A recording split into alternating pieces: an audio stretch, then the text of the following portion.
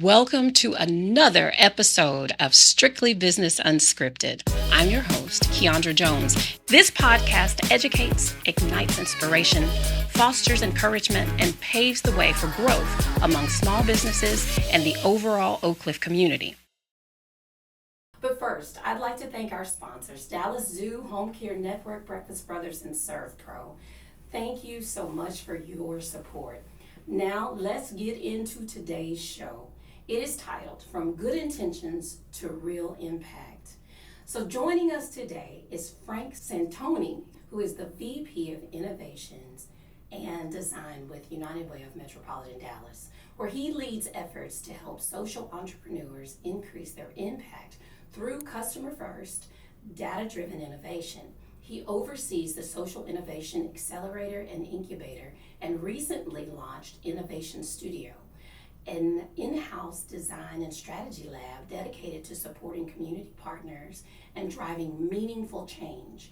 Before joining United Way, Frank co-founded Credit Mountain, which is a fintech platform focused on serving credit-challenged consumers through credit unions nationwide. Frank is passionate about helping organizations move beyond good intentions and toward practical, scalable solutions that truly make a difference in our world. So Frank, what a phenomenal bio you have. Very impressive. In fact, I struggled to get through all of it. But welcome. Thank you for being here today. Thanks for having me. Absolutely. Okay, so it is customary for this to just be a casual conversation between friends, okay? And I usually ask everybody the very same first question. Outside of all the stuff that you do for our community, all the great things that you've done, who are you? Who am I? Wow. Well, I'm a dad, I'm a husband. I've got three amazing young men who my wife and I raised together here. We've lived in Richardson for about 20 years. Okay. The satisfaction of fully launching, not quite all three yet. We still have a few in college. One's in college, one's about to start grad school. But they say it all the time. That's the thing that matters most, no matter what you accomplish, what your accolades are. And I'm seeing why they say that now. I'm kind of getting old enough to realize, that at the end of the day, that's what really matters. And I can speak to that. My daughter will be 32 in September, and that's so hard to remember for some reason. And we just did the Mother's Day episode of this, and as I'm sitting here listening to her talk about all the things, I'm thinking, I'm just so grateful she's off the payroll. I'm so grateful. That is like the best accomplishment ever, that she's no longer. I had a moment where we visited my son who lives in the Bay Area, and he's doing great. He's a mechanical engineer. And he orchestrated a whole day. This is all backed up Mother's Day gifts and Christmas gifts, that we hadn't been able to cash in. So I was just along for the ride, which was fun. So we, after a full day at a winery somewhere, he takes us to this little out-of-the-way restaurant that he had found. And, we drove through the hills, and it was beautiful. And he gets there, and, we sit down for dinner. And for the first time in my life, he speaks the words, "Don't worry, Dad, I got dinner tonight." And those are great words. Yeah, it was a moment that, as a parent, I never knew I should have been dreaming of, but as a parental milestone, boy, was that a nice one. And so I said, well, all right then, let's get the full bottle of wine. Absolutely. My wife was sort of, but it was awesome. It was so good. That's how you've arrived. I mean, it's good, the things that we do for the community and other things, but the things that mean the most is what you accomplish in-house. Right. So kudos to you, Dad. Hey, one down, two to go, so I'm good. I mean, can you imagine what Father's Days are going to look like going forward, Yeah, I want sort of better presents and cooler places to visit. Absolutely. That's kind of what I'm looking forward to. Absolutely, but you have to take a day once all of them are grown and gone, and you and your wife need to misbehave like they misbehaved. Go to their houses, keep the refrigerator open, drink out of their bottles, leave the lights on. Leave yeah, the lights great on. idea, You got to do all of those things so that they get an idea of how terrible they were, like as kids. So I've done that to my daughter. She didn't appreciate it much, but it's okay. Only did it one day, so So other than that, what kind of hobbies do you have? I love music. We're hopefully going to a show tonight. We happened to go to one a couple nights ago, which is rare, 2 in a week. But love music. I've gotten obsessed with golf. I know it's sort of kind of average, but yeah, cool. I've just now that empty nest, new golf clubs, a little extra time, on the weekends. So it's been a lot of fun to try to get a little bit better at golf. Yeah, that's really cool. That's cool. So you and I met roughly a year ago, maybe August-ish. Yeah, roughly a year ago, because I had the pleasure of going through the Social Innovations program, Innovators program, and we're going to talk about that. But I want to talk about your journey, if we could, to becoming the giant that you are for United Way. I want to talk about how did you get there. Talk to me about your career. Yeah, I think it's I kind of think of myself as a frustrated do-gooder and a reluctant capitalist. Right? Oh, wow. Sort of okay. What I learned, and there's if you want to go all the way back, my family came to the United States when I was 13 months old from South America. We came here I was born in Venezuela. Okay. My family's from Chile. Okay. And we came to the United States because my father, who was an entrepreneur himself, had gotten a job with a North American firm, a company up in Michigan. So we actually moved from Caracas, Venezuela, which was where I was born. And 13 months old, we moved to Muskegon, Michigan. Okay, this is a small town on Lake Michigan, where a company that hired my dad happened to have its headquarters. Back up a little more even before that, how we even got a family from Chile gets to Muskegon, Michigan. My father was a cab driver, didn't finish high school. Okay. And cab driver was even a loose term. He had a car and he'd get people to pay him every once in a while to take him places. Okay. So at one point he picked somebody up for a ride, and my dad had the gift of gab. Maybe that's where I get it. And and this guy got to talking. And this man ran a company in South America and hired my dad to do sales. He says, you're pretty good at this. Why don't you come do sales? And so my dad got into sales, and he was always in the automotive industry, like spare parts, aftermarket parts. And so this guy ends up hiring him. My dad does well. He gets hired away from this guy to a company in Venezuela. That's just why we ended up there. And eventually a company in the United States who wanted to start a Latin American sales division or wanted to sell more into Latin America hired him away from that company. Okay. So just imagine the randomness of that first connection. Yeah. And then to have the opportunity that my dad had to move up and on without a high school education. Yeah. Because he had talent, he had grit, and he hustled, and that's what got us to America. Yeah. And we're most of my family's still in South America, and we ended up growing. I ended up years later we grew up in El Paso on the border, so I had a very interesting experience where my dad eventually had his own business. Eventually built a couple businesses. One was a business in El Paso that exported to the Mexican auto parts market, and he would import from Asia. So I watched that happen as a young boy, not really quite grasping what it all meant. But years later, as I became a young adult and went to college and started seeing that, looking around and saying, this idea of the American dream, because what my dad and what my family had lived was really textbook American dream in a sense, right? It wasn't true for everybody. Yeah. And it wasn't as easy to get to for everybody. That's right. And you started asking, but why? Why is it? What was it about us? Yeah, sure, my dad hustled and my mom supported it, and I had two sisters, we all lived through it. It wasn't pretty all the time, and he lost as many jobs as he, got, and eventually he was sort of the owner, and so he had more clout that way. But man, it wasn't easy to get there, and it wasn't true for everybody. Yeah. And I would work for my dad in the summers, which means I would sort of pretend to go out on the floor with some of the guys and and run the machine for like 5 minutes until I got bored, and then I'd go up to his air-conditioned office and I'd sit there with a Coke, and he was thrilled, right, to have his son in his midst, and I was probably a teenager by then, and I'd watch guys come in, and sort of knock on the door, real sort of sheepishly, Señor Santoni, can I talk? Can we talk? And most of the guys were Spanish speakers, and they talked to my dad in Spanish. They say, es que me pasa algo, you know, I've got a problem, I've got something going on. And, you know, I would sort of listen, I try to pretend not to be listening, right? But, and they would tell them about something that, you know, my car broke down, or, you know, my wife's sick, or can I get an advance, right? And my dad would invariably either pull out his own wallet, you know, hey, you know, don't worry about it, or go talk to your mom, you know, we'll take care of it, right? And so I saw what he was able to do in that position of power, you know, affluence, you know, it was the business's money, right? But to be able to do that kind of good through the business, right? And it wasn't just like the widgets that they were making were for cars, right? But the environment and the culture was what was doing good, right? And so I started to learn that you can do good through that engine of business, even if what you're making isn't necessarily the good.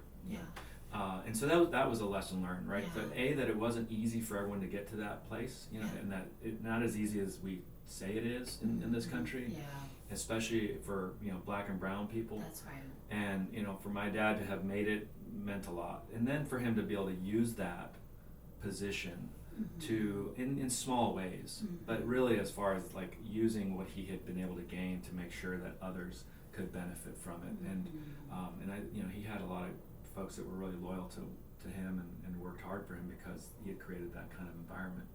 Have you found, I mean, I'm going to ask, you tell me if this is uncomfortable, okay? I'm going to ask you, I'm not always, anyway, let me just ask a question. I'm just going to ask you, Frank. I feel like we have the kind of relationship that I can.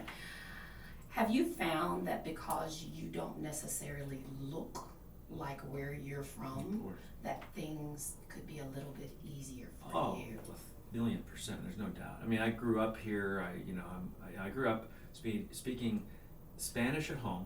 So my grandmother lived with us my whole life until she died at, you know, ripe old age of 90 plus, right? And we spoke at home in Spanish, and we spoke out in the world in English, you know. And I learned. I have two sisters. I speak to them in English.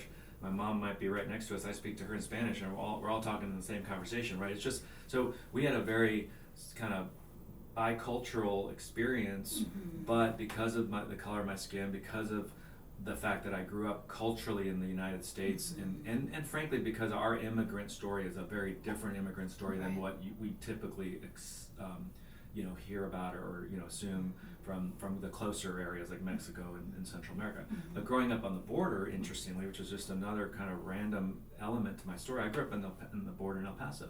I remember as a kid, we moved there in 6th grade, and you know, looking the way I look, you know, güero, blonde, you know, the new kid, I was a new kid in school, and I had, you know, there were some girls who were talking about me in Spanish. They had no idea I spoke Spanish, and you know, they were just sort of, you know, whatever kids say at 6th grade, and I turned to them, I said, and I answered to them in Spanish. I forget what this. I just answered in Spanish. You could see they turned as white as I was. And I was like, and we became friends. You know, and so I was always able to navigate both worlds and be friends with the kids that were, you know, native Spanish speakers or just the kids who were bicultural and bilingual. In El Paso, almost everybody's bilingual and bicultural. But even there, I stood out. I stuck out because I didn't have the same. It wasn't just. It was certainly the way I looked. But it was also the experience that we had as immigrants to this country. And my parents always retained an immigrant mindset. And an immigrant mindset is often one that says, we're not going back. We don't expect to go back to where we came from, but we're also not from here. You know, and so that you're always navigating that. And then my mother, you know, to this day, who has a very thick accent, and you know, she's not hiding from anybody that she's from somewhere else. And so that was always a part of my upbringing. Now, it didn't mean that I had the same friction in my life than others who've experienced other types of immigrant stories. Yeah. So do you find, Frank, or do you feel as though you have a different ability to see some of the challenges that the more brown folks have? Are you able to see that a little bit more clearly, do you think? Yes. Yes, only because I've been immersed in trying to.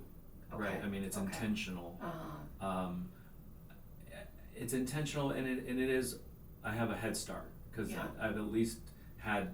But I mean, language goes a long way to understanding. I mean, I've had opportunities professionally to work in contexts where I'm still proximate and close to families who are experiencing much more, challenges than I did. But like I said, even ours, I mean, we were journeying through the Midwest, as a family of Chileans, basically trying to make our way. And everywhere we went, we'd somehow, I don't know how my parents did it, like within months, we were the house hosting the card party, and the dinner party of all the other Latino families and Latin American families, that we just sort of found each other, right? And so there was always a constant renewal and reconnection to that experience, because there were always people who were newer to the country than we were, and so we could kind of help navigate that. But eventually, when we settled in El Paso, it was a great education, only because I didn't have that same, I didn't come across that border, right? We came across a much longer, further away border, and so that just difference in border crossing meant that the dynamics that we were experiencing were going to be very different than the families that we were neighbors with and friends with. But just, that's an education that very few people get, having that sort of comparison and being able to relate, but also know the differences. I think that speaks volumes when we're talking about your parents. Your dad at least had to be an extreme extrovert. Was he? He said, No, huge. Yeah.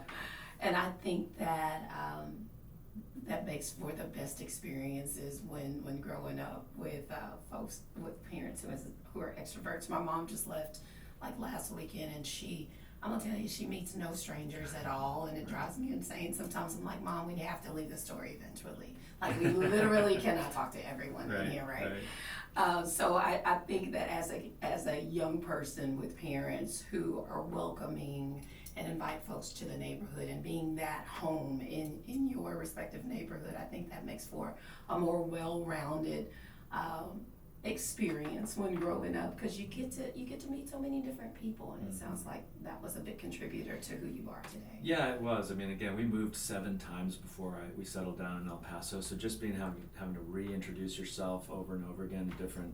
And being different wasn't always a negative thing. Being the only kid who spoke Spanish in a classroom, a 3rd grade classroom in Connecticut. I was the novelty. I stuck out, and in a good way, I guess. And my teacher would make me read whatever we were reading in the science book. She'd say, what is the Spanish word for this? And I'd say it, and everyone, oh wow, this. And so I was always different enough, and I like that. I mean, I sort of leaned into that. It sort of just became. I like to be a square peg in a round hole kind of thing, and no, I don't. So I think that either formed me or I leaned into it. But here I am. That's great. That's wonderful. So let's talk about, what did you do professionally after you stopped working for your dad? Yeah, right. Well, a lot, but I got into. I came to Dallas, actually, so I worked for the University of Notre Dame for a while. Okay. I did a little teaching. There's like a Teach for America program that they operate, and I learned real fast that I'm not a teacher. Okay. I was more of an edutainer. Forgive shout out to the kids in Oak Cliff that maybe I stunted for a year. But I taught down at Santa Clara Catholic school for about a year, and then realized I wasn't a teacher. Those walls were sort of closing in on me every day, and I'd get back home after 3:30, 4 o'clock, and I'd be exhausted. And it's hard work. I mean, really shout out to teachers. I think in this country, if everyone could take a tour of duty teaching for a couple of years, we'd all be in a much better shape. You don't want me to do that, but yes, I agree. Most people should. But so I taught. Then I did some work with at the University of Notre Dame, where I've always had jobs where my title's like Director of Special Projects, which just sort of means all the good ideas that nobody else has time for, and some that I come up with myself. Frank will get started. So I was always a startup guy. I was always starting things that didn't exist, and figments of our imagination that somebody said that'd be really, can we try that? And so I love the trial and error, the startup stuff. So we did that at Notre Dame for 6 years. Loved that. It's the mothership. I went to school there. We had 2 kids by the end of the time we left there, and we moved here because we were already starting to realize if we don't leave South Bend in Indiana, which is not exactly the place we all dreamt of living in forever. I loved the university, but we were already starting to calculate, well, our 4-year-old, he's only got 14 years till he goes to college, and we'll get free tuition at Notre Dame. So we're like, we better get out of here before we get stuck here, in a sense, because we wanted to end our career there, but not start it. So my wife and I, being both from El Paso. Mm. Her family was now in Tyler, and so we decided, we sort of looked on the map, and Dallas was a good, close enough spot. And so we found a spot here, and we actually worked at a nonprofit that was adjacent to SMU. I was running the Catholic ministry at SMU. I used to be a professional Catholic, so my faith has always intersected with the work I do. But but I didn't know a thing about running a nonprofit. That tell me what development was. I thought you were talking about real estate. I mean, I didn't know it meant raising money. It certainly didn't mean you got to raise money if you want to get paid. At Notre Dame, we probably had more money in the pizza budget than we had in my entire budget here on campus. So but it was a great place to start, and I had a board of directors, which really meant, how do I rally people to this cause? There's so many causes, so many good things to be doing, and so I've got to find the people who want to be doing this, and then I've got to engage them. And so all that was training that I didn't realize. I was doing it because I had to do it to do my job, but I learned on the job, and we had a lot of fun working with college students. And but then I learned a phrase that I created was like cause envy. I started thinking like, I like this cause, but boy, that cause over there, now that one's really like it made me want to. It's like the opposite, some weird opposite of the grass is greener. It was sort of like the grass is browner on that side. I don't know, but I wanted to try something harder, than what we were doing. And not that what we weren't doing was not important, but there are maybe more important things than to figure out where students are getting dinner on Sunday nights. It was kind of more important thing. So that's what where I branched out. I ended up at Catholic Charities in Fort Worth. Okay. And that was the first time I really got into social services, direct social services. And Catholic Charities in Fort Worth is a major provider in Tarrant County and beyond, all the way up to the border in Oklahoma up through Wichita Falls. I mean, they have amazing programs. And I was asked to lead a randomized controlled trial, which meant we were able to experiment for the first time whether a new idea, a better idea, something that we thought was better, would actually outperform the status quo. And that's where I really got bit by the bug of being fixated on outcomes. Like all of the best ideas in the world, and I'm an idea guy. I love a good idea. That's my happy place. Just give me a new idea and I'll chew on it. But is it actually better? Yeah. Just because it's new doesn't make it better. That's right. Right. And so, and you've heard me preach this a lot, and the accelerator is, we've got to be able to, we may have a hunch that because we have a better idea, it's because maybe we're closer to the problem, we're actually listening to people tell us what they need. All that might lead to better. And we often, the entrepreneurs that we support in the accelerator, that's what they're doing. They're listening and they're creating something new. But we want to also validate, now I also want to validate, is it better? Is it actually outperforming what exists? Because if it doesn't, then it's a lot of effort and it's a hard road. Right. And then let's just lean into what currently is and exists, and let's try to make your idea even better. Right. So that's where I learned at Catholic Charities Fort Worth how to really be strict or disciplined, around the outcomes. Yeah. Yeah. If it ain't broke, don't fix it. Yeah, that's a lot, and we do a lot of fixing the wrong things. Yeah. There's a lot that's broke. Yeah. We know that. Sure. We know that. Without a doubt. But if you're not sure the problem you're solving is the right problem, then all you're doing is coming up with new things to have to support, like it's like new activity, and you're just spending that energy. Yeah. And what we really want, none of us got into this for pats on the head. Yeah. Right, or pats on the back. Right. We got into it because we want things to get better. Yeah, that's right. So we got to be able to measure, is the good getting better, or is the bad getting less? And if that's not happening, then anything else we're doing, we're just spinning our wheels. That's right. And so that was Catholic Charities in Fort Worth. Catholic Charities in Fort Worth, yep. Okay, and so how did you get to United Way? Well, so let's get back to I'm a frustrated do-gooder and a reluctant capitalist. Okay.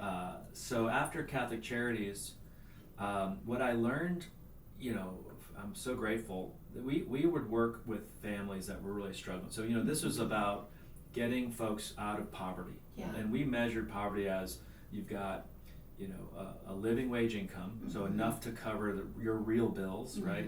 You've got money in the bank saved so that you can protect yourself if things go sideways, at least 3 months. Okay. You've got no bad debt. That was our definition. And bad debt, good debt would be things like maybe college, tuition, but bad debt would be, credit card or payday lending, all that stuff that really saps any, one step forward, 2 steps back kind of thing. And by virtue of those three things, then you're essentially on your own. You're financially self-sustainable. Right. So that was a pretty high mark, and nobody had really ever set the mark that high. And so then we started experimenting with a model that said, can we help people get there one family at a time? And what I learned, and we would do amazing things. We were essentially reducing all the barriers that social service agencies often have, whereas there's trillions of dollars flowing through the system right now, but those trillions of dollars, and that sounds like a big number, right? $1 trillion, but it's not all going to Tarrant County, and it's not all going to Tarrant County for housing. It's all those trillions of dollars are carved up so small that even the best service agencies, charities in town, they're only getting a sliver of those dollars, and so then they have to naturally put a lot of limitations on what they can do for families. So they might say to a family, yeah, we can help you with rent once a year. We can do half your rent. You got to do 12 classes before we can, all the hoops and all the slicing. And that's not because they're not trying to do good. It's because they're trying to make that money spread out, right? Yeah. And so one of the novelties that we had in our project was we had no restrictions on the money we could get. Now we had a limited budget, but we had about $6 million to operate the program, right. But we could get real creative about how the frontline team, our social workers, and our case managers, what they could do with that money. So instead of saying, well, we can only give you $50, for shoes, we could say, all right, this is working with one family. I remember one lady who was a single mom. She was in nursing school, but she was having a hard time finishing, and the case manager said, well, we trained all our case managers on coaching methodology. Like, not case management is great and we need them, but it's often about resource coordination. It's about saying, hey, if I'm your case manager, I say to you, hey, here's a couple phone numbers, here's some places you can call, good luck, right? And then I'll check in with you in a couple weeks and see how it goes. And they're doing their best to try to support, but there's so many, they have a big caseload. Our case managers were able to coach people, say, Keandra, tell me what's the blocker this week. Last week you said it was going to be really important for you to finish the class. Yeah. What's going on? And you're listening carefully to understand what's your blocker, not what's the systemic blocker, but what's your blocker. Well, I've got no time to study. Well, why can't you study? Where can you find some time? Well, I don't know. I'm doing laundry, going to laundromat 4 hours a week. I got to schlep my kids there. Okay, that's interesting. Maybe what if you didn't have to do the laundry every day? 4 hours. What if we could reduce that to an hour? Would that help? Well, yeah. Would you use that time to study? Yeah, I'd use that time to study. So then what our case managers would do, once they got to that point, they'd listen to carefully and kind of work one-on-one. In that case, they bought this family a washer dryer for her apartment. Yeah. $800. That is, Frank, okay, so as an organization who runs different programs that is focused on underserved committees, all the things, one of the things that we've found is our funding sources are so disconnected from the actual problem sometimes that it makes it difficult for us to run the program because the funding dictates how you can handle those kinds of situations, because there's so many restrictions on the funding that we have been, in some cases, as an organization, the first scenario that you described, we're having to give them a number or two, telling them to go and call this resource and that resource, as opposed to being able to be creative with the dollars that we've been given. So what a blessing to be able to work in an environment that allows that creativity. It was huge. And what we were doing is trying to model that it was possible first, and then prove it with data. So that, we had the partnership with an organization out of Notre Dame called the Lab for Economic Opportunity, and this was built by a couple of economists, Bill Evans and Jim Sullivan, who wanted to be able to have case studies to make so that we can change the laws around some of these grant making rules. So the federal dollars are always going to be the biggest funder, and these days obviously that's even in jeopardy, but let's just say they're the biggest buyer of outcomes, and there's a natural pressure on that buyer to sort of buy the cheapest outcome. So then for the nonprofit world, you sort of start bidding. You it's a race to the bottom. Hey, we can do 1,000 of those for less, right? And so that's the dynamic that's created. And it's not because anyone's trying to do the wrong thing. It's that because the pressures of that financial model just play out that way. That's just sort of the logic of that. And so, but to your point, like if you could unlock some of the barriers, then I think you can be able to invest in people. And what our guiding principle is people are creative, resourceful, and whole. Right? We know that people left to their own devices, if they had the right options, a good option, that they'll do the right thing because they're trying to take care of their family. Right. They're not trying to do anything other than that. Right. But what happens is what we see from the outside is, oh, that person made a terrible choice. Well, when you have lousy choice A versus lousy choice B, right, you're already losing. Right? And then having to make those decisions in survival mode. 100%. So you're never out of survival mode. Yeah. And so there's a lot there. That's a whole other, I can get into a whole other podcast on that one. But long story short, for me, as far as my journey, what I realized that even in that experimental model, and it was an experiment, meaning we knew that ultimately it wasn't the final version. It was a throw everything but the kitchen sink into it. I called it the Cadillac model. That we knew eventually we'd have to start with the data, try to understand, okay, what was really the driving element, what was valuable in this model, and what can we strip out so that we can make it lean and make it replicable. And they're still in the process in Catholic Charities, I'm proud to say, of doing that work, that it's being replicated. There are other agencies that are using. I'll run into agencies now in the wild. The project was called the Padua Project, and someone say, oh, well, we run this model called the Padua model, and they have no idea that I was involved at the beginning of that, and I was like, well, it's really gratifying to hear that. But for me, what it ended up showing me, and this is tough to say for a guy who works in philanthropy and who supports a lot of nonprofits, and I love the work they do, and I think we all are trying to do our best. At the end of the day, the lesson I learned for the consumer, and everybody is a consumer. We live in a consumer society, so everyone, even our beneficiaries, the clients of our services, are in their sort of normal identity. Let's just call an average American consumer. They just may have a little fewer zeros in their checkbook than the consumer that's being advertised.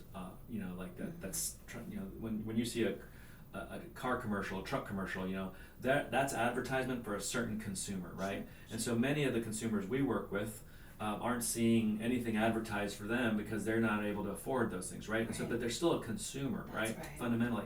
And so what does that mean? That generally the consumer is not in the market for really effective charity. That's not what they're shopping for. I mean, yes, we need safety net solutions. We absolutely need first responder type, basic needs. There are times when people, and often times, fall through the bottom of the rung or fall, and they need a safety net, right?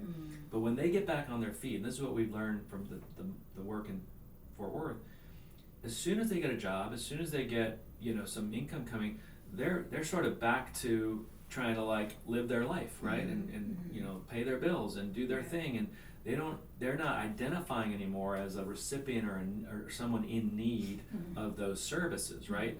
But they are still a consumer looking for a solution to their problems, whether that's financial, in any other healthcare, educational. They're going to go shopping in the market for something that meets their needs. The problem is there isn't often products that or services that meet their needs that are affordable, right? So there's a whole kind of segment that's just above the safety net folks, where people are really in need of having to kind of maybe deal with a lot of chronic compounding issues, where those are folks that really do need support from agencies that do that work. And then there's folks that are doing fine and able to shop and do what there's a sort of segment where there aren't a lot of products or services that necessarily understand their needs and know that they have money in their pocket to buy and pay for it. Not a lot, but enough.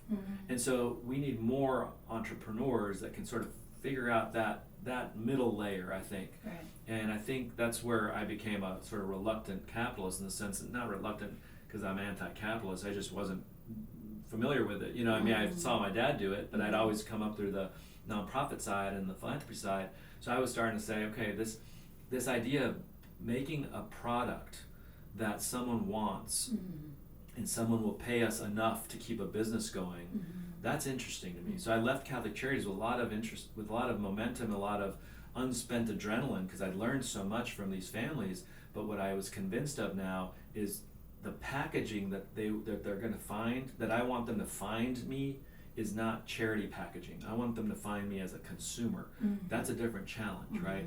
Because nobody called Catholic Charities and said, you know, I have poverty. Do you have anything for my poverty? Right. We talk about poverty. Oh, we're gonna end poverty one family at a time, and it was a very inspiring message, and we had a lot of folks that supported that message, and they should. Right. But our consumer was not calling saying, hey, I'm looking for a solution for poverty. I mean, they're looking for a job. They're like, I can't pay my rent. I ran out of my meds. Right. Can you help? Right. But we were their last choice. We were often their last option. Yeah. Right. In other words, they had exhausted looking for ways to make it work for themselves. Right. Wow. You know, in this conversation, Frank, I'm learning that you are the perfect blend of right brain and left brain. Thanks. Have you ever heard that before? No, I don't know, but I'll come back as often as you want me to. Well, I appreciate it. You know, I'm a very right-brained kind of person. I'm a creative. I'm gonna create the program, listen to, you know, all the creative things. I love that. But you are equally left-brained in that you're analytical and you're doing all the things. And it's rare for me to talk to someone that equally uses their brain. Like I said, square peg, round hole, whatever. Very interesting, extremely interesting. Okay, so I'm loving all of that. So from Fort Worth, tell me how you got where you are. Not quite, you know, yeah, right. Okay. That's a long story. No, that's okay. So then I went looking for how do I start something, a product. And at that time, this was 2017-ish. We were seeing in the world the unbundling of traditional banking. All right, so meaning, you know, up until a certain time in history, you'd go to the bank and you'd have your checking account, your savings account, maybe a credit card, and then you know, with technology and sort of data layers, where, you know, now you can connect your Chick-fil-A app to your bank account and pay for Chick-fil-A, right? Or you can, you know, back when Mint was still around, you could create your budget by connecting all your credit cards, and it would suck it all in, and they would tell you all the ways, you know, all those were cool innovations around 2020, you know, 2010. There was a boom, you know, of fintech, financial technology solutions, because suddenly the people were willing to do digital banking, digital spending, right, digital wallets, which then meant all your traditional banking tools were starting to feel a little outdated and you know, antiquated, and so that was an opportunity where we saw it, you know, in all of the financial transactions, that someone we call them financial strivers, people who were hustling, you know, struggling to get ahead, but were working hard to do it. You know, of all the financial strivers, you know, what all of the transactions that they would have in a regular day, you know, week, paying their rent, paying their bills, you know, checking their bank accounts, right, all that stuff. Where might we get involved and sort of create something new? You know, where is there an opportunity to create a solution that I called it? Can we be a little less greedy? Not totally on. You know, capitalists, you got to be greedy. You got to want to win, and that's okay. And I don't use greedy in a negative way, although it is a negative word. But you know, a little less greedy. Can you dial back the greed a little and dial up the compassion a little? Yeah. And the compassion is not just being nice to people. The compassion is understanding people. That's right. Really understanding people. Yeah. And empathy, right? Yeah. And so if you can lead with empathy, dial back the need for a big payout, but still need a sustainable business. You need to be viable. Absolutely. So you're here tomorrow. Yeah. And especially in the financial services world, you really got to be there tomorrow because you're dealing with people's money. So that was the thesis sort of I left Catholic Charities with, and found my way to a great co-founder who he and I, you know, met, you know, at a coffee shop, classic, and so, you know, started noodling through some ideas, and we initially wanted to get into check cashing or payday lending. Not that we wanted to provide payday lending, we wanted to disrupt payday lending, and we saw check cashing as an opportunity because folks are cashing their checks for a lot of reasons, you know, at some of these spots that are really not healthy places, right? But there are sound reasons that they're doing it. They have as a consumer. So this is one of those things where you say, you can't look at it and be like, oh, that's a bad choice you're making. No, you've got to understand, why is this actually a better choice than the other ones they have? Right. And if you start asking that different question, you start getting to a better problem to solve. And with a better problem solved, you come up with better solutions. That's right. Right. So we ended up chasing down that. We started a company called Trust Fund, which people either loved or hated the name. We were trying to we were trying to help people save money so that they could borrow against it, right? And that was a path to disrupting, to allowing people, to giving them another option than payday loans. We got to about 1,000 users. But we saw, this was early pre-COVID, we weren't going to make it. We weren't going to compete against like Chime, which was coming up. Chime was in the same category we were. Nobody knew about us. A lot of people knew about Chime. They now sponsor the Mavs, right? So we were in that category, which was a really hot category in 2018, 2019. And we knew we weren't going to make it there. What we learned from that experience is people really are fixated on their credit score. We check our credit score now more than ever. That's also because of some changes post 2008 recession, where suddenly credit tanked, with the housing bust, and how we can all now access our free credit every year. That was a change in the law, where suddenly credit data became more public and more. It became used by things like Credit Karma, to show people their credit, but also to sell you a new credit card, right? So the credit became data that now was flowing. We became more consumer. The consumer became more aware of it, and we realized with our first product, Trust Fund, that people really wanted to improve their credit score. Whether that was smart or not, whether that was really a priority or not, was not ours to tell them. Right. But that's what they wanted. So we created a whole new product that really leaned into that and realized, okay, if people are going to want to know about their credit score, then we need to sort of hook our whole product around that. And that's what Credit Mountain became. And Credit Mountain was a new business that now works with credit unions. I'm happy to say we're about $2 million in annual revenue by the end of this year. We have some of our clients are in town, CUTX and Resource One, and a lot of other great credit unions from around the country. And the good thing about credit unions is they're still the good guys in the financial services realm. That's how I believe. Meaning they're nonprofits. They're usually locally oriented. They've got a history with a local company or employee base.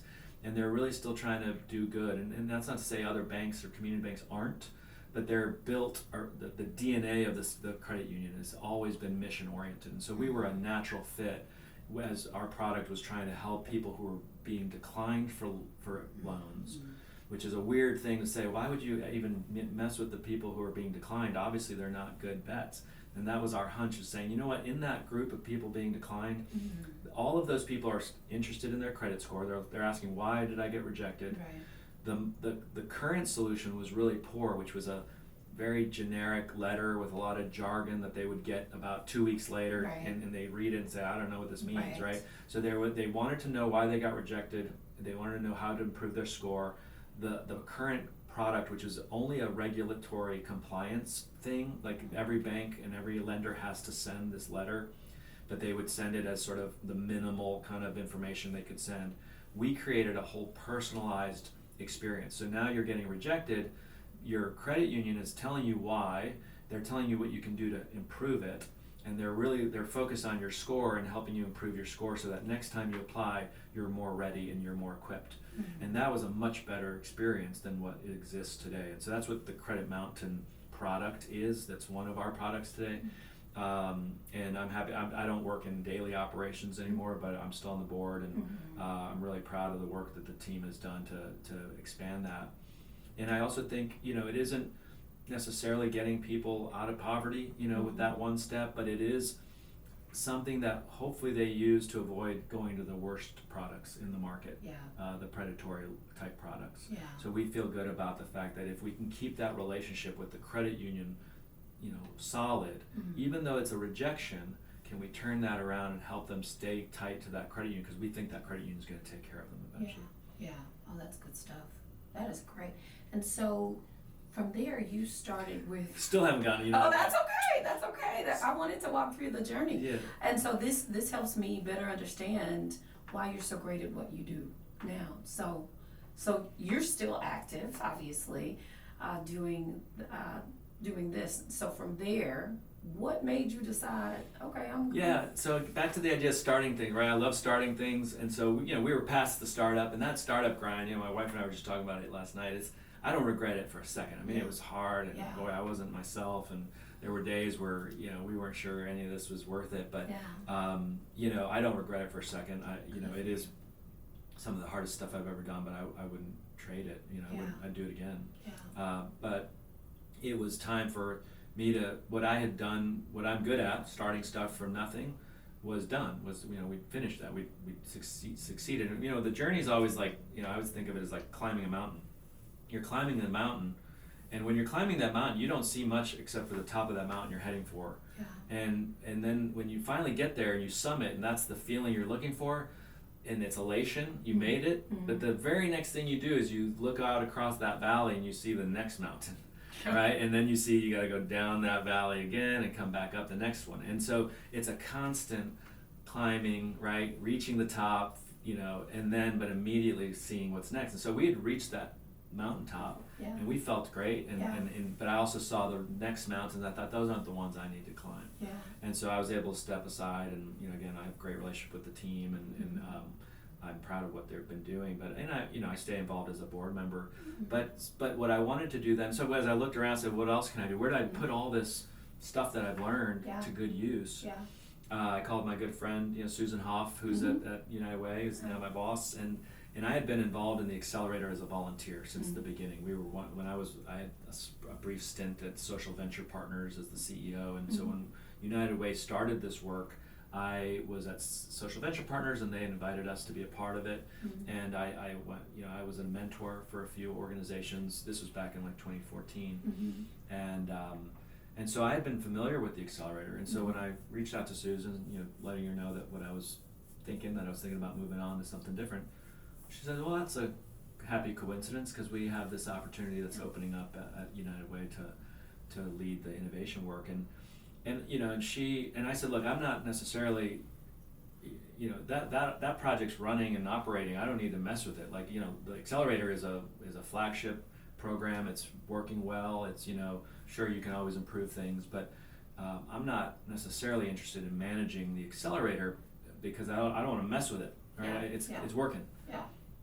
You know, and me as a startup guy, I'm always looking to do something new and, you know, grow something. Yeah. And she said, well, perfect, come right in, you know, operate, you know, we'll you know, build a team, operates the Accelerator and supports it, and I'll be part of that. But, you know, what else do you think we should be doing? You know, that, what else do you think should be doing is, you know, either not the right question to ask me or the perfect question to ask me, because Right. I had ideas and I had answers, so that's what we're working on now. Okay. Well, you know, I got the opportunity to meet you through the Social Innovation Accelerator, and I don't know that you know this, but this was my second time applying. Oh yeah? Did you know that? I don't think so. So my first time applying, I tanked. I totally and completely tanked. At the point in which, and I don't remember when it was, it could have been 2014, 2015, I don't remember. And I think I pitched our Oak Cliff Works workforce development program. And oh my God, I think that what I did wrong was I sent you guys over my PowerPoint with animation. And then when it got going, like because at that time I had to pitch to all the folks. Yeah, right. And I made it to that part of the process. I was pitching to all the folks, and then my presentation just went crazy. It just went bonkers, and then I lost it, and I was like, oh yeah, well, I'm done here. So I don't know if I finished or not, but anyway, of course I took a practice run at it. That's yeah, good. I did not advance. But this time, of course, I was very honored to get into the crazy group of 10 of us, and it was such a great experience for us. I mean, we are still relatively close. In fact, I bumped into one of the other fellows, Caleb, at the coffee shop on Davis the other day, and so we got to chat. So this has been a really good experience for not only me personally, but as well as our organization. So how does that feel when you run into us? We ran into each other at the deck and wherever else. Right. How does that feel, being able to be a part of some of these Love it. Yeah, experiences? It's so gratifying. I mean, again, I to me it's a privilege. I mean, you know, there are, the way I think about it is this, you know, you all are doing hard work. I mean, to me, that's the heroic work. I mean, to do something that you're doing, I would say to you that you take something that no one else sees, and either people think you're nuts, right? Yeah. And maybe you are a little bit, Am. right? Yeah. And it takes that to sort of forge ahead. Yeah. And so to get together with a group of folks that are that, visionary, and to put them all in the same room, right? And then to be able to share some things that I've learned that I are to me are just sort of, I'm a little bit further down. I've been down that road, and I can say, hey, make sure avoid this pothole, when you get here. Yeah. That's gratifying. Yeah. But the energy, like you said, of that group together and the friendships, and that's what we've seen year in, year out. Yeah. That network, which is now 115 strong through the accelerator, and now throw in some of the incubator fellows, which are even earlier stage, right? To me, that's the testament to what United Way has built, right? And I look at our CEO Jennifer Sampson and Susan Hoff as the co-founders of this social innovation work. They're doing the same kind. They had to do the same kind of startup grind, get people convinced that this was a thing, that they could see that no one else could see yet, right? And so then to build an environment where then you can come in and you connect with, Chris Hill from Restorative Farms and Elizabeth from Cooking for the Crowd, but also bump into Kayla and Demetria. I mean, all this. I mean, and think about it, that's education. It's access, food, agricultural. It's healthcare. All the stuff that for you, I hope enriches your network, but also at the end of the day, hopefully you feel like you're not alone, right? Yeah. There are other people in this world who are working just as hard, who are fighting the fight, Right. who are willing to stand up and do what is inconvenient, what is unfinancially sound, Yeah. often, right? Yeah. That reputationally, Yeah. makes people wonder. That I don't think enough people know that about the social entrepreneur, right? Yeah. Think about I think there's maybe a sliver of the population that's entrepreneurs at all, say 10%, and then you take that sliver and say how many of them are thinking about how to help people Right. by how to make the world a little bit better through entrepreneurship. Yeah. That's an even smaller That's sliver, right. right? That's So that's such a unique crowd. Yeah. Just to be around y'all, Yeah. that's a privilege. Yeah. Frank, this is tough work, and that did absolutely happen for all of us because, when you're creating a thing, folks do think you're crazy. For us, a mobile business incubator, my board was like, what are you talking about, Keandra? That doesn't even make sense. And eventually they got behind it, of course. They just know me to be crazy. But to find and to be around that many innovative people that just think outside of whatever box the rest of the world has put them in, to think outside of those boxes, it was very refreshing, and we've made some lifelong friendships and support systems and all the things just because of the program. But for those who don't know, would you define what the incubator program is and versus the accelerator program? Yeah, we're making some changes to the incubator too, and I'll try to land that. But so the baseline, the flagship is the accelerator. So we look for early stage. When we say early stage, it's not just how long you've been around, but generally it's like 2-3 years plus. Less than $1 million in annual budget. Although again, there's exceptions kind of to all that. But generally, what we're looking for is this is a solution that's already found some traction. Like you've already met somebody's need, and you're doing it, and you've probably been doing it well enough that you didn't have time for anything else. Right? So in other words, you tried something new, and it's working, meaning people want it and they're willing to come back and get it. Right. But what you haven't done probably yet as an organization is being able to spend any time worried about your fundraising operation, your board. Maybe you have some friends and family that have helped you get there, but all the things, the building blocks that if you want to get to the next level, you're going to need to spend a little time on. I think of it as all the important but never urgent things, right? They're important because they're going to limit you eventually, but you've been doing all the right things, which is taking care of people, delivering your service, delivering your solution, right? And so now you're at a point where the accelerator is good for you if you're at that point where you say, if I want to get bigger, if I want to reach more people, I'm not going to be able to get there until I pay attention to that infrastructure, that admin, operations stuff, strategy too. So thinking about just not throwing everything at the wall to see what sticks, but starting to be a little more deliberate and intentional and pick your spots. all of that then leads to better funding and better opportunities for long-term funding. So you're at that cusp. That's the right organization for the accelerator. Okay. And that's what we look for. And we've been fortunate to find year in, year out, 10 great fellows.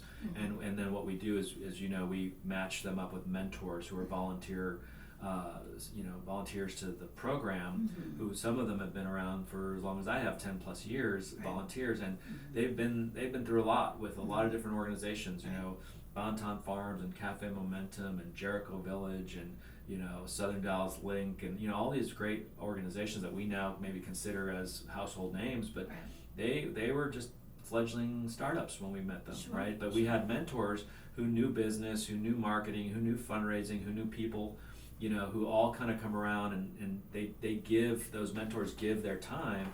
They also give that social capital that they've got. They give some of that financial capital they have, but they also they're also working for that organization for a little while, working on strategy and maybe working on financial models, and some of them have expertise in, accounting. So we try to match the venture with the right group of mentors for where they are and what they need at the time. And each venture defines milestones, as to reach during the time that they're in the accelerator, and those mentors really are helping actively reach those milestones, and like I said, some of them are just doing the work.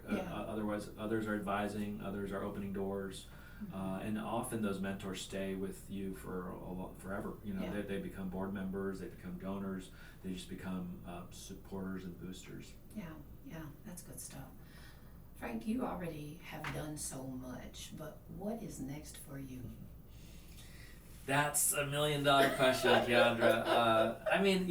We're right now building some really cool things at the Social Innovation Lab at United Way, like what we're calling the Innovation Studio. And you asked me to compare it to the accelerator, to the Incubator. The Innovation Studio is really where the Incubator now lives, and what we're focused on in the studio is that early stage validation of not just the novelty. So remember, we talked novelty is you're doing something new. We want to know, is it better? And you want to know that it's better, right? Absolutely. So as an entrepreneur, that's why you're in it. So how do we help accelerate that time between good idea to knowing it's making an impact? And the thing about a lot of the solutions that we see, they're complicated, complex issues, right? So if you're trying to help young people get living wage jobs, there's not a small widget for that, right? That takes time. Right. It takes years, training, education, getting that job, sticking with that job. And with our Pathways to Work program, that's exactly what we're focused on. Okay, so, but if we don't have 4 or 5 years to wait and see if something works, we're not going to hold our breath and say, we're going to start a new program, run a bunch of people through it, and cross our fingers and see if it works. How do you learn earlier, faster, cheaper that you're on the right track? Right? And so there's a difference between the big impact that we want to have, right? Getting people jobs, and then there's testing whether certain steps in the process are working, meaning are people moving along at the speed that we need them to? Are they absorbing the information that they need? Are they attaining the skills that they need? And so that can start happening sooner and earlier. And so the studio is building up a set of capacities where we can essentially be the research and innovation lab for any community organization in town. We're not just for the entrepreneurs anymore. So we, I think, conflate innovation with entrepreneurs. We have, with the programs that we run, meaning the only innovation happening is not just the new startup idea. That has its own unique challenges. But imagine if we could find any executive director in town, if you asked them, hey, if you had extra time, extra money, and also extra talent, the right kind of folks on your team, do you have some new ideas that you would try? I guarantee you're not going to get a no from a single person in town, right? So now imagine you've got established organizations that don't have to worry so much about their fundraising, marketing, governance. They've got those building blocks firmed up, but now all they're going to work on is that new novel idea. Where do they go for that, right? Most grants only fund the thing that's already happening, right? That's right. Or sometimes we have a build it and they will come idea where like, let's give me the $5 million and I'll build the big program, and then it's too late by the time you build the thing and everyone's going through it and you're like, I don't know if it's actually working. You spent all that money. So let's start small. Let's go to the established organizations and see what would they do. Maybe you're reaching 50 families today. Could you get to 500? Could you get to 500 without having to increase your budget directly proportional to that? So how do you help organizations do more with the same amount of funding? Which frankly, we can talk all day long about, well, funding's scarce. It's always been scarce, and it's not because people aren't giving enough. I mean, we could always get more. Sure. And sure, the federal government's pulling back, and state, all that's true, no doubt. Sure. But there's never been enough money because the problems we're trying to solve are so big, right? It's not about there being the limiter is not the money per se, it's a problem, but the limiter is that these problems are huge. Yeah. And so we can't afford not to get innovative and intense and fixated on, if we can do this for 50 families, how do we do it for 500? Yeah. If we can do it for 500, how do we do it for 5,000? Right. You have to start asking different questions so that unlocks different pathways to the solution. Yeah. And that's what essentially the studio is trying to help leaders and innovators to come up alongside them. We don't have any magic pills or pixie dust, but we know a process. We have a mindset that says we can find solutions if you start asking the right questions, if you get close to people, you're empathetic, you listen, you're data guided, not data driven, but you're informed by information. Right. If you can start early, start cheap, then you start finding things that people want, things people will do, and things people are willing to pay for, either with their time or with their dollars. And that's the goal, right? To help organizations think differently. So I think of it as innovation capacity building. I love that. I wasn't aware of that. This is good information. It's probably the first time I've said it out loud in public. Okay. Well, thanks for saying it to me. Sure. You got it out of me. Wow. This is good stuff, Frank. We should talk more often. I'm free every morning, Oh. every Friday morning. Well, you can join the conversation with me and Curtis. Curtis, which is, I didn't know until like halfway through my program, Curtis Corbin's, which we share a parking lot, of course, is a good friend, but I didn't realize that he had gone through the accelerated program also. And so we talk each and every morning. He's an early riser, and we talk about all the things. Yeah, good. Yeah, you need that. You need that. People who get it and know what you're doing and care. Yeah. Yeah, we're thrilled to have Curtis. We have Curtis at our showcase coming up June 18th. Mm-hmm. So I signed up. I know we'll get you in there. Don't worry. We'll talk. Yeah. But we've got like 20 founders, innovators from our network. So we're, like I said, 10 years plus of this work. Mm-hmm. We've got a network of 115.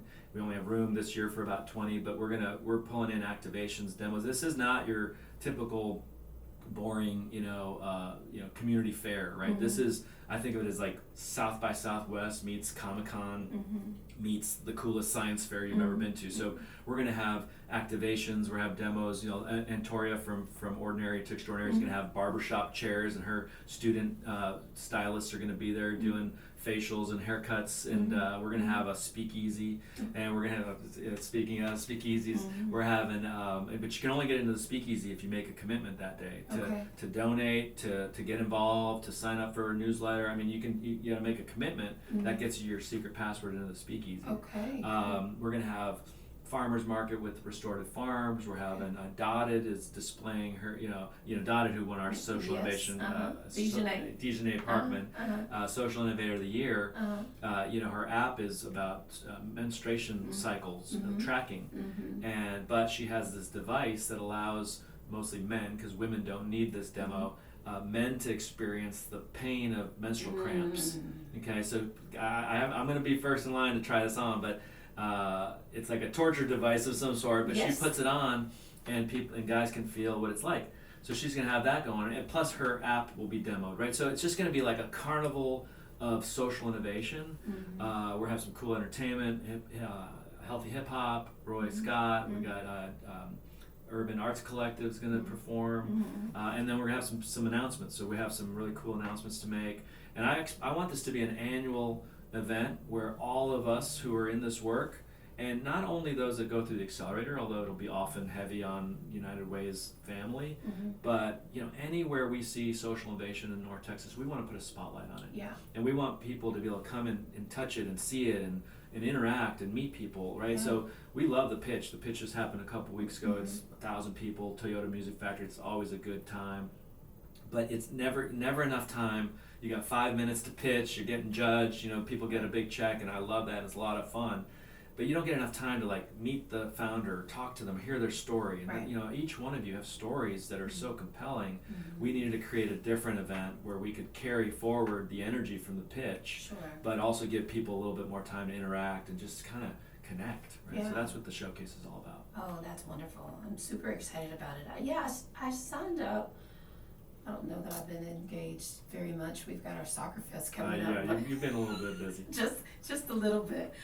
You know, Frank, I've learned so much. Yes, we need to have morning calls. We need to go to coffee more often and talk Get about some the of that, things. the Breakfast Brothers, I love that cinnamon coffee they have. It's whatever secret ingredient they put in it. Let me tell you, I love Breakfast Brothers. I hate our location and proximity to them because, listen, I'm trying to lose weight. Yeah. They've got all the You got a great tab things. running up I there? mean, Yeah. really, they are awesome. Okay, so it's also customary that before we leave, that we allow you, the guest, to ask me one question. It can be anything that you want to Man, know. I've been thinking about this more. God, come on. I mean, I was going to ask you about your shoes, but that's too easy. Tell me, like, why do you do this work? What's your why? Why do you do this hard work? You could do a lot of things. You could be doing, and you could be well compensated to go do those things somewhere else. Why do you do this work here? I love that question, and I just want to go on record as saying that I am not well compensated I don't know anything about her compensation. I am not. So thank you for that question, Bud. As I was a teen mom, had a baby, was going to put her up for adoption, and did not. Obviously, she's with me all the time now, but and there was a program that saved my life and my daughter's life, and so I was in Waco, Texas when I had my daughter in a maternity home in preparation to put her up for adoption as an alternative to abortion because of the way obviously that she was conceived, and they saved me. They saved my daughter, and so I believe in this kind of work, and that's why we get beat up every day, trying to be a do-gooder, because it is a thankless job. It is very much a thankless job. And then my daughter, when she was in high school, she fell into a very, very deep depression, and I did not know how to get her out of it. She was very, very suicidal and went through all the things, and I don't want to put her too far out there, but it was a really bad situation, and there was a program again that saved her life. I'm talking literally saved her life.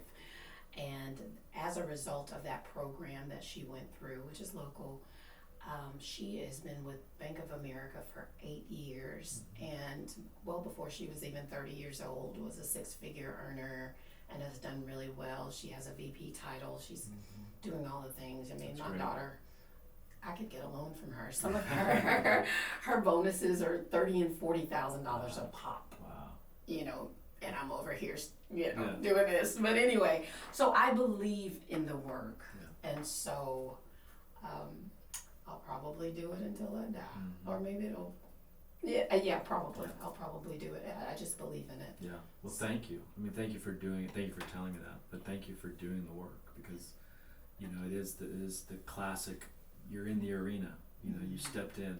You stepped up, and the work you're doing is real, and it's obvious that it does good. Yeah. So Thank you. No, thank you for all that you do. I really appreciate it. I've admired you from the moment that I met you. When, our first meeting, when you laid down the law, you're like, you gotta be committed. You gotta come to class. And so I love that. I absolutely love that, because you wanted to make sure that we were serious about the work that we do in the community. So I appreciate that. I appreciate everything that you do, Frank. Thank you. So Thanks for having me. thank you for being here. Of course. Okay, so I'm gonna hold you to this morning coffee meeting thing that we're gonna be doing. Yeah, So. I would love it. I'd love to be in. Okay. Yeah. Okay. Well, I'm gonna loop Curtis in. We're gonna be talking all the time now. Okay. All right. Thank you so much for being here. We appreciate you. Come back. Enjoy Let's it. keep on talking. Thank you. Okay. All right. Well, thank you for tuning in to another episode of Strictly Business Unscripted. We'll see you next time. I'm your host, Keandra Jones. And again, thank you for watching another episode of Strictly Business Unscripted. We'll see you next time.